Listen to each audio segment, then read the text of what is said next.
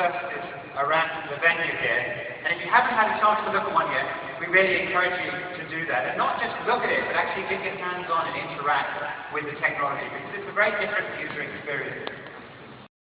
We've been developing a new type of search computer in our research lab over in Cambridge in the UK, and we've got our prototype second line unit up here on stage now. And what we're trying to do with this project is not just do surface computing, but actually bring the interaction so that it works with the area above the surface as well. So you can interact with the space above the surface, and really we're talking about bringing the user experience, the user interface out into the real world. So we're going to dim the lights now and go straight into the demo.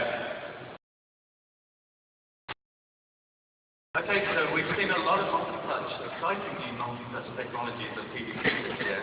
And here we have another multi-touch technology that we've developed called Second Light.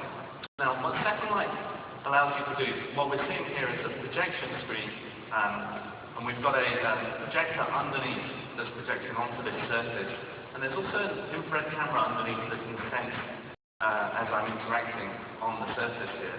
And we can do all the cool things that you've seen in systems like Surface, where we can zoom into objects, for example, or rotate objects. Now, one of the things that we're exploring with Second Light is a mechanism for actually projecting through the display surface. So that's actually quite a difficult thing to do. Normally, when you place, this is actually just a regular piece of tracing paper. If we place a piece of tracing paper above the surface, we don't see any information. So in this image here, we have an image of the night sky, but wouldn't it be cool, as I put this piece of tracing paper above the surface, if we can see the stars or even the constellation? So here I'm actually going to enable that part of the technology. And we see here, up at the top, we see Orion. Let me zoom in a little bit.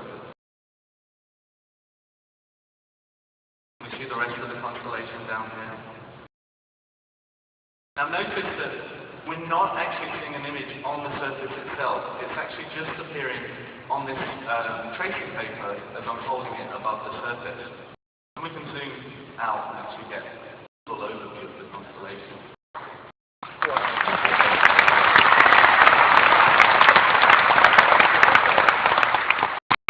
This is a map of our hometown in Cambridge in the UK.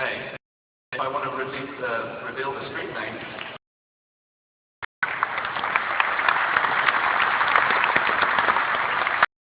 or even go up close to where I live. These are the street names. One final example, just to really demonstrate some of the capabilities of Second Light. Here we have a cow. Can anyone guess what's going to happen if we place this over the cow? No, we're not going to reveal the image of the cow. We're just going to reveal some text about the cow. But this really demonstrates that we can project a completely independent image onto this secondary surface up above, which is completely different to the one that's below. And it is just a regular piece of tracing paper here that we're placing on the surface. And we can use any sort of cheap plastic diffuse surface to kind of reveal this hidden information. This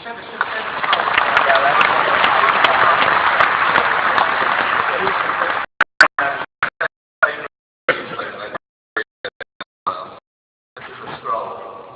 Again, an everyday object that you can pull out, and we can reveal the text about the cow. Okay, so let's just take a moment to understand a little bit more what's going on there. This is a picture of our Second Light prototype. Inside the unit we have a projection system, as Sharon mentioned, that's shining light on the underside of the display surface. And it's really that display surface where we're adding the innovation. We use a special liquid crystal material for the display. And in its natural state, this liquid crystal material is sort of frosted or milky or diffuse in appearance. I've got a picture here of some of that material, very similar material set up in our lab in Cambridge. So if I project an image onto the underside of that material, you get to see the image. It's rendered very clearly on the material. But if I apply a voltage to that material, I can turn it and make it transparent, so I can see right through it.